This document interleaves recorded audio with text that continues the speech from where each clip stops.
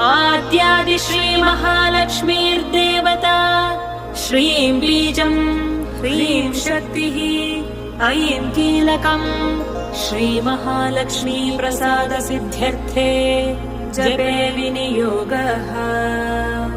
अथ ध्यानम्। हस्तद्वयेन कमले धारयन्तीं स्वलीलया हारनूपुरसंयुक्ताम् लक्ष्मीं देवीं विचिन्तये।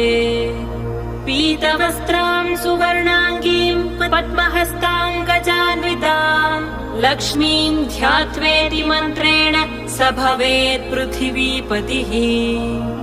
मातुलिङ्गं गदां खेटं पानपात्रं च बिभ्रतीं नागं लिङ्गं च योनिं च बिभ्रतीं चैव मूर्धनि। वन्दे लक्ष्मीं परशिवमयीं शुद्ध